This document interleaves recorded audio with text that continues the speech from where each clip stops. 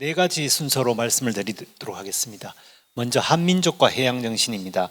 우리 민족은 이 지도에서 아웃 오브 아프리카 루트라고 하는 지도에서 보듯이 다른 모든 민족들이 웬만하면 동쪽으로 해가 뜨는 동쪽으로 가다가 그 자리에 정착해가지고 살았는데 한번 해가 뜨는 끝까지 가보자고 해서 거의 정말 유라시아 대륙, 아프리카와 이어진 유라시아 대륙의 정말 끝단까지를 와봤던 그런 민족입니다. 그러니까 그 굉장한 그 향일지향성을 가진 그런 민족인 것을 이제 이 지도에서 알 수가 있습니다. 그럼 이 지도를 조금만 더 좁혀보면 우리 고대 문명이 발상한 그 순서가 지금 바레만이라고 하는 이 바레만 연안의 문명 전파로를 따라서 나타난 것을 볼 수 있습니다. 이 길을 따라서 처음에 부여가 나타났고 그 다음 고조선이 나타나고 고구려가 나타났습니다. 서해안 연안 항로를 따라서 문명들이 이렇게 전파되어 가지고 이제 고대 국가가 출현했는데요. 우리가 그 주몽의 아버지라고 이제 설화에 등장하는 이제 해모수라고 하는 사람의 이름에서도 보듯이 해 플러스 모수이거든요. 그러니까 해와 물, 그러니까 거의 해를 볼 수 있는 마지막 물에 대한 어떤 신성한 어떤 동경 같은 것들, 신성한 숭배 같은 것들이 저희 안에 있었고요. 그런 의미에서 저희가 지금 나고 자란 이 신라라고 하는 곳은 이 문명 전파로에서 가장 먼 한반도 동남방에 치우친 후진 지역이었습니다. 그래서 그 고구려에서는 동천왕 때 없어진 순장이 그 신라에는 지정왕 3년까지 존속했고 지정왕 3년에 순장 없애라고 했음에도 불구하고 저기 또 영주에 그 무덤에 또 몰래 또 순장을 하는 그런 것들이 발굴되는 뭐 이런 지역이었던 거죠. 이렇게 그 고대의 안 좋은 모습이 남아있는 것과 함께 고대의 어떤 긍정적인 힘, 어떤 신령스러운 어떤 힘도 이제 가지고 있는 것이 바로 이 신라 땅이었다. 그래서 그 후한서 동의전 서문에 나오는 동방을 이라고 한다. 이란 저인이 어질고 물건 살리기를 좋아해서 만 가지 물건이 이 땅에 뿌리박고 난다는 말이다. 그런 때문에 그들은 천성이 유순해서 올바른 도리로 인도하기 쉽고 심지어는 군자가 죽지 않는 날에까지 있다. 자, 이런 것들이 고대 어떤 주술적인 문화가 가지고 있었던 뭔가 밝고 어떤 신령한 힘을 보존하고 있는 지역이라는 것을 말해줍니다. 이런 그 지역에 지금 글로벌 해양 정치가 다가오고 있습니다. 바로 중한일 해양력 시대라고 하는 것인데요. 중한일이라고 하는 이 순서는 바로 조선 건조 능력의 바로 1위, 2위, 3위를 보여줍니다. 이 지도가 제목이 미국은 더 이상 세계 그 해양 선박력의 그 글로벌 순위 국가가 아니다. 미국은 지금 정말 요트 수리하기도 빠듯한 그런 그 선박 조선 능력을 가지고 있음에도 불구하고 그에 비해서 중국은 세계 1위의 압도적인 약 2,500만 톤의 어마어마한 조선 능력을 가지고 있습니다. 그 뒤를 이제 한국이 잇고 있는데요. 과연 이도표가 조금 보이는 착시 현상도 있습니다. 중국의 조선소들은 2010년대에 지어진 최신 AI 조선소인데 한국의 조선소는 1970년대에 지어진 굉장히 노후한 조선소이지만 어쨌든 이런 것들을 가지고 있고 실제로 이것이 미국이 그렇게 영국과 프랑스에 대해서 이렇게 굉장히 우리 트럼프 대통령 정상회담에서도 굉장히 경멸하는 태도를 보이고 정말 저것들은 실력도 없고 돈도 없으면서 미국을 가르치려고 한다는 이런 노골적인 경멸의 자세를 보임에 불구하고 사우스 코리아에 대해서는 굉장히 조심하는 이유가 이 지금 한중일 해양력 시대에서 그나마 중국의 해양력에 대항할 수 있는 게 한미일 동맹이기 때문이기도 합니다. 지금 사우스 코리아의 매뉴팩처링 캐퍼시티 제조업 역량은 영국과 프랑스의 제조업 역량을 합한 것만큼 이 사우스 코리아입니다. 그래서 지금 우리는 포브스지가 한국이 세계 6위의 강대국이고 일본 8위인 일본보다 훨씬 앞선다 이러면 우리는 황당하게 느끼지만 실질적으로 지금 객관적인 수치가 그렇게 돌아가고 있고 이게 우리의 뿌듯한 게 아니고 우리가 여기에 이 정도 유기로서의 어떤 책임과 기여를 다 해야 된다는 굉장히 무거운 그런 새로운 포지셔닝의 시점이기도 합니다. 한편으로 그 미국의 해양력은 급격히 쇠퇴하고 있고, 이 해양력의 쇠퇴, 단순히 해양력의 쇠퇴 정도가 아니고 제조 공동화의 길로 가고 있습니다. 지금 보시는 분은 아놀드 토인비, 역사의 연구를 쓴 아놀드 토인비인데, 토인비가 말했듯이 이제 처음에는 창조적인 소수자가 막 문명을 이끌고 가는데, 이 창조력이 고갈된 다음에는 이 창조적 소수자가 완전히 지배적 소수자가 돼가지고 그야말로 남은 특권들을 관찰하려고 그 횡포를 부리게 되는 그 시점이 지금 어떻게 보면 좀 말하기 위험하지만 지금의 미국의 시점이 아닌가 하는 생각이 듭니다. 미국은 생산력에서 말할 수 없는 쇠퇴가 왔습니다. 1960년에 미국은 PPP 기준, 구매력 지수 기준 세계 GDP의 40%를 했습니다. 지금 미국은 PPP 기준 세계 GDP의 14.86%를 하고 있습니다. 엄청나게 쇠퇴했고요. 또 미국은 레이건 시대 1980년대 레이건 시대에 상위 1%의 부자들이 18%의 부를 가지고 있었습니다. 근데 지금은 상위 1%의 부자가 42%의 부를 가지고 있습니다. 빈익빈 부익부가 너무 악화됐고요. 무엇보다 안 좋은 것은 미국의 이제 혁신 정신이 완전히 쇠퇴했습니다. 미국에서 이공계 공부 잘하는 애들은 공대를 가지 않고 전부 의과대학을 갑니다. 이공계에서 1등을 한 애가 만약에 공과대학을 간다고 그러면 옆에서 주위에서 전부 난리가 납니다. 너가 아버지 인도에서 왔냐? 네가 일론 머스크처럼 남아프리카에서 태어났냐? 네가 순다이 피차이처럼 인도에서 태어났냐? 멀쩡하게 미국 시민권자가 공부도 잘하는데 왜 공대를 가려고 하느냐? 공대 가면 20대 30대는 억대 연봉 받고 호텔 같은 빅테크 건물에서 일하니까 좋겠지. 40대 되면 너 나와서 회사 차려야 돼. 그러다가 망하면 너 허드슨강에 빠져서 죽어야 된다. 왜 그렇게 사니? 의과대학에 가면 평생을 아주 안심하고 아주 고소득자로 잘 살 수 있는데, 자, 이런 풍조가 이제 빚어지는 거죠. 지금 그 PT에서 보시는 논문이 2017년에 구글 브레인이라고 하는 8명의 연구진이 발표한 Attention is all you need라고 하는 논문입니다. 이게 이제 인공지능 분야에 거의 터닝 포인트가 된 논문이거든요. 어마어마한 반향을 일으킨 논문이죠. 인용지수만 SPC 인용지수만 그 17만 회가 되는 논문. 그러니까 그 동안에 했던 그 인공지능의 어떤 계산법들을 다 하고 어텐션이라고 하는 트랜스포머 아키텍처라고 하는 걸 내세워 가지고 단어와 단어 사이에 어텐션만을 계산하는 이 방법으로 다시 재설계를 한 그런 논문이거든요. 이 논문이 지금 나오고 있는 모든 인공지능 LLM들의 기초가 되는 트랜스포머 아키텍처를 정초한 논문입니다. 그런데 이 논문을 누가 썼느냐? 이 논문을 쓴 사람 8명 중에 미국 사람 1명밖에 없습니다. 7명이 다 외국에서 온, 인도에서 오고 폴란드에서 오고 독일에서 온 애들이 와가지고 이제 쓴 거죠. 그럼 미국 애들은 어디 있냐? 미국 애들은 의과대학을 가 있습니다.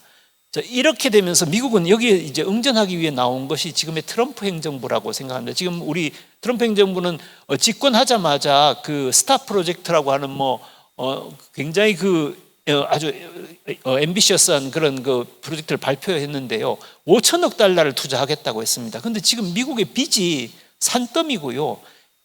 해마다 지금 빚이 3천조씩, 재정적자만 3천조씩 쌓이고 있는데, 이 무슨 돈으로 그러면 그 5천억 달러를 AI에 투자를 하겠다는 것인가? 이게 바로 이제 투자 안보 복합체라고 하는 미국의 새로운 정부 형태를 말해주고 있습니다. 지금 오른쪽에 보시는 것이 미국 지금 16명의 장관들의 명단인데요. 노란색으로 표시된 것이 사모펀드의 대표였거나 임원이었거나 설립자였다는 뜻입니다. 16명 중에 12명이 사모펀드의 프라이빗 이쿼티의 설립자이거나 대표이거나 임원이었습니다.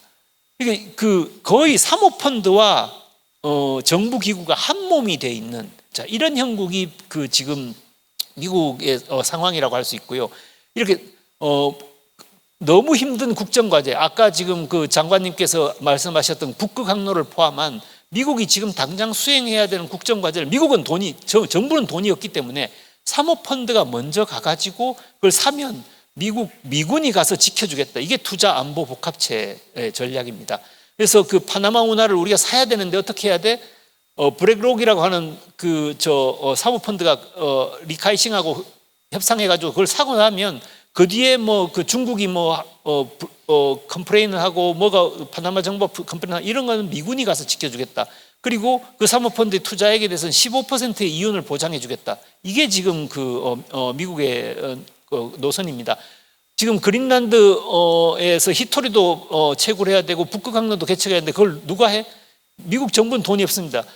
아폴로 글로벌이라고 하는 사모펀드가 가서 거기서 덴마크 정부랑 계약을 하고 거기서 이제 히토리를 캐고 북극 항로를 개척하면 그거는 나중에는 뒷배는 이제 미군이 봐주겠다. 자, 지금 남중국해에 긴장이 고조되고 있는데 만약 중국이 이제 대만을 침공하면은 미군이 개입하지 못하도록 대만에 있는 모든 항구에 대해서 중국의 동부정부, 남부정부에서 1900발의 미사일을 발사하게 돼 있습니다. 이게 2023년 랜드 연구소가 발표한 중국 대만 침공 시나리오인데요. 그럼 그 1900발의 미사일이 날아오는 거를 어떻게 미국은 방어할 것인지 지금의 미국의 저궤도 위성, 중궤도 위성, 고궤도 위성의 이 감시 체계는 데이터 센터까지 갔다 돌아오는데 89초가 걸립니다. 그런데 이거를 7초로 단축할 수 있는 게 바로 후쿠오카나 한국에 있는 데이터 센터거든요. 여기에 뭔가가 미국의 국방성이 데이터 센터를 만들어야 되는, 저희들은 이제 경북연구원은 지금 국방성 그 자본 전략국 오피스 오브 스트래티지 캐피탈하고 그걸 경북에 와주십사 하고 계속 이제 말씀을 드리고 있는 그런 형국. 이것도 국방성에서 자체로 움직이는 게 아니고 헌디어스 캐피탈이라고 하는 사모펀드가 움직이는, 이런 식으로 투자안보 복합체의 전략을 진행하고 있습니다. 중국은 자기 자신의 자체의 어떤 그 AI 개발 생태계를 만드는 데 성공을 했습니다. 우리 1월에 딥시크에 충격을 받고요. 1월 달에 딥시크가 나왔다고 모두 흥분했는데 그때부터 지금까지 딥시크는 계속 딥시크의 업그레이드 버전하고 그리고 그 코더라고 하는 코딩을 개발에 특화되어 있는 AI 인공지능들을 계속 오픈소스로 공개하고 있다는 사실을 다시 말씀드리고 싶습니다. 중국 지금 오픈소스 생태계를, 세계 오픈소스 생태계를 이끌어가는 것은 미국이 아니고 중국입니다. 중국이 이 딥시크의 성능이 미국보다 약간 못하지만 훨씬 더 작은 학습 매개 변수로 이걸 하기 때문에 67억 개 정도의 매개 변수로 막 돌리기 때문에 1조짜리를 안 돌려도 되는 그런 인공지능들을 보여주면서 앞서가고 있고, 이게 장강 AI 제국이라고 하는 장강과 전단강 사이의 그 삼각주 지대에 50만 명의 개발 인력들이 이제 집결해 가지고 이 AI의 발전을 이끌어가고 있습니다. 자, 한국은 어떻게 해야 되는가? 이제 여기에서 이제 문무대왕의 이제 모델이 나옵니다. 바로 승세 편승 후 외세 축출 전략인 것이죠. 한국은 문무대왕 시대에 나당 동맹을 통해서 승자에게 손을 잡았습니다. 이 승자를 알기가 굉장히 힘듭니다. 지금도 알기가 힘든 것처럼 7세기에는 더욱더 알기가 힘들었습니다. 645년에 김춘추가 당나라와 손을 잡았을 때 당나라가 그 경쟁에서 승리하리라고 하는 전망은 굉장히 불투명했습니다. 당나라보다 서돌골과 동돌골을 합하는 돌골 제국이, 돌골 유목 제국이 훨씬 더 큰 영토를 차지하고 있었고 훨씬 더 강한 문화적인 힘을, 영도력을 발휘하고 있었습니다. 그 옆에는 토번도 있었고요, 설현타도 있고 철럭도 있고 말갈도 있고 거란도 있고 고구려도 있었습니다. 자, 그런데 이제 신라는 당나라와 손을 잡았고 결국 이게 옳았다는 것이 증명이 되고, 이걸 밴드웨고닝이라고 합니다. 승자가 밴드가 타는 차에 타는데 그 승자 옆에 타는 것이 이제 밴드웨고닝이죠. 승세 편승을 하는. 근데 이런 다음에는 재빨리 자기 힘을 키워서 고구려 유민과 백제 유민들을 규합해 가지고 이 외세를 축출하는 승세 밴드웨고닝 앤 리젝팅 전략을 합니다. 지금 저희에게 필요한 것도, 저희가 문무대왕 해양정신에 필요한 것도 바로 이런 전략이라고 할 수 있습니다. 미국이 우리 지금 자기들의 해양력이 고갈됐기 때문에 한국의 조선을 요청할 거다. 우리는 한국에서 울산에서 배를 지어달라고 착각을 하고 있는데요. 전혀 그렇지 않습니다. 미국의 생각은 뭐냐면 울산이 가지고 있는 자본과 인재와 기술력을 저기 파나마 쪽에 있는 카리브해로 가져와서, 카리브해에 지금 독일과 네덜란드가 사서 짓다가 지금 폐업한 조선소가 11개나 있거든요. 그걸 다시 살려가지고 돌려달라는 이야기거든요. 그럼 정말 경북 도민은 한 사람 한 사람이 글로벌 리더가 되어가지고 정말 저런 지역에 가서 이제 저 제조업 AI 혁신을 이루어야 되는 것입니다. 실제로 60대, 70대 어르신들이 가가지고 AI와 파나마 사람들과 같이 조선을 이루어야 되는, 조선 부흥을 이루어야 되는 그런 시대가 지금의 시대이고 굉장히 드라마틱하고 엄중하고 한편으로는 천재일우의 어떤 기회를 갖는 그런 시대라고 할 수 있습니다. 이런 것이 이제 저희를 둘러싸고 있는 글로벌 해양 정치라고 할 수가 있고요.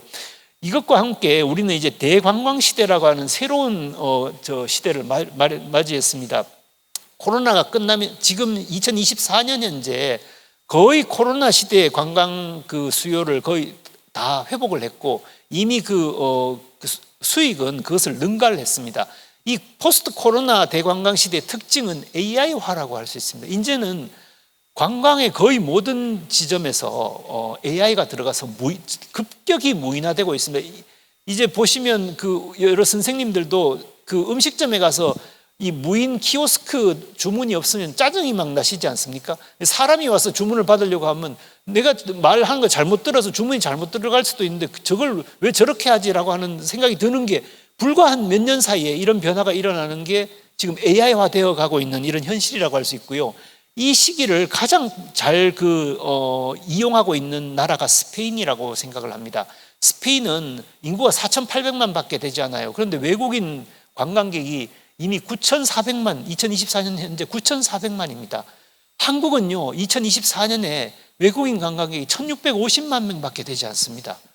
1,650만 명밖에 되지 않는데, 그럼 한국이 스페인보다 못한 나라인가? 한국이 스페인보다 국력에서도 앞설 뿐만 아니라 문화력에서 월등하게 앞서는 나라거든요. 월등하게 앞서는 사우스 코리아에 가보고 싶은 사람 너무 많아요. 그럼 이 관광객이 앞으로 5배가 늘어난다고 봐야 되는 거죠. 스페인 수준으로. 스페인처럼 완전히 이제 관광을 AI로 관리하는 AI 기반 관광객 분석과 혼잡들 예측하고 전국이 이제 이 AI 관광으로 돌아가는 이런 것으로 우리가 탈바꿈해야 되고 실제로 지금 서울에 유입되고 있는 외국인 관광객들을 이 지역으로 끌어들이는 어떤 그런 AI 전략들을 또 마련을 해야 됩니다. 지금 서울의 역삼역에서 압구정역에 이르는 모든 블록에 피부과와 성형외과들이 있는데요. 거기에 울세라하고 써마지 같은 거 이렇게 주름살 지우개 받으려고 얼마인지 아십니까? 40분에 350만 원입니다. 40분에 350만 원짜리 시술을 받으려고 줄 서 있는 미국인, 싱가포르인, 홍콩인들이 대기 주말까지 계속 돌리고 있어요. 의사 한 명당 한 달에 4억 원씩 매출을 냅니다. 우린 지금 관광객이 너무 많아가지고 의사들이 기진할 정도입니다. 그 많은 성형외과의 의사들이 외국인을 위한 미용 치료에 예를 들면 이만큼 지금 관광이 포스트 코로나의 어떤 잠재력이 뜨겁다. 이런 숫자가 앞으로 5배가 된다라고 우리는 생각을 해야 된다. 그게 이제 지금 포스트 코로나 시대의 그라고 할 수 있고요. 또 한 가지가 방금 그 장관님께서 말씀하신 북극 항로입니다.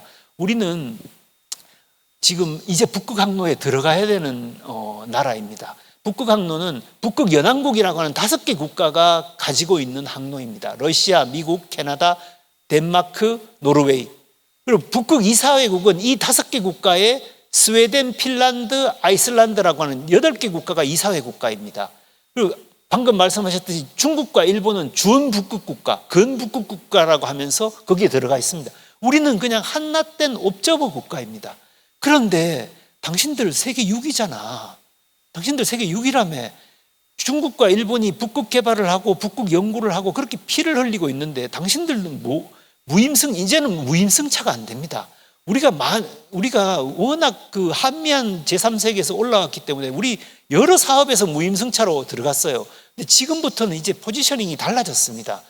이제는 북극 연구도 열심히 하고 기후변화도 열심히 연구하고 북극정보센터도 만들고 쇠빙연구선도 운영하고 계속 이렇게 돌리지 않으면 아무도 우리를 북극항로에 끼워주지 않습니다. 이런 시점이 된 것이 이제 지금의 상황이라고 할 수 있고요. 우리는 이제 포항항을 이제 개발하자고 하지 않습니까? 지금의 포항항 같은 공구리 항만으로는 절대로 북극항의 거점 항구가 될 수가 없다. 선석수만 늘려서 되지 않는다. 완전히 AI 항구로 변해야 된다. 그래서 LNG 벙커링도 일어나고 쇠빙선 수리도 MRO도 일어나고 북극 항로와 관련된 모든 정보들이 처리되는 이런 AI 항구로 변화하는 것이 지금 저희들에게 필요하다. 일본의 지금 홋카이도 대학하고 북극 학센터가 하고 있는 이런 연구들이 지금 시급히 경북에도 돌아가야 되는 이런 시점이라고 생각을 합니다. AI 시대의 문망 해양정신에 대해서 말씀을 드리겠습니다. 선진 사례로 우리보다 AI를 앞서가고 있는 나라로 아랍에미리트를 소개하게 돼서 정말 송구하기 짝이 없습니다. 우리를 베끼고 열심히 뒤따라오던 나라였는데 어느새 지금 우리를 앞서가서 우리는 세종대왕의 정신으로 무장해서 AI를 전 세계에 보급하겠다 이렇게 지금 나오고 있는 분이, 오른쪽에 계신 분이 세이크 술탄 빈 무하마드 알 가시미 전하이고 왼쪽에 계신 분이 세이크 무하마드 빈 자이드 알 라얀 전하인데요. 오른쪽에 계신 분이 사르자 국왕이시고 왼쪽에 계신 분이 아부다비 국왕이십니다. 아부다비 국왕이 지금 아랍에미레이트 대통령이신데, 사르자 국왕이신 그 알 가시미 전하가 무슨 얘기를 하냐면, 한글은 세계 역사의 유일무이한 사례인데 지배층이 자기 권력의 원천인 지식을 백성들에게 나눠주기 위해서 문자를 발명한 세계 역사의 유일무이한 사회다. 한글이 과학적이고 어쩌고 그건 두 번째 문제고, 그것을 만든 지배층의 고매한 이상 때문에 한글은 세계 최고의 문자다라고 말씀하시고, 지금 알 라얀 전하는 뭐라고 하냐면 21세기의 한글이 뭔가, 21세기에 우리가 그럼 세종 같은 군주가 되고자 하는 우리가 백성들을 위해서 한글 같은 걸 해줘야 되는 게 뭔가, 그게 AI라는 거죠. 지금 아부다비에 짓고 있는 AIDC, AI 데이터 센터가 5기가와트입니다. 5기가와트라고 하는 게 어느 정도냐면요, 지금 광주에 있는 AI 데이터 센터가 6메가와트거든요. 6메가와트가 한 달에 전기세가 4억 2천만 원에서 4억 9천만 원 정도 나갑니다. 이거에 800배 되는 그 AI 데이터 센터를 이건 아무리 아랍에미레이트라도 정말 나라의 국운을 걸고 하는 거거든요.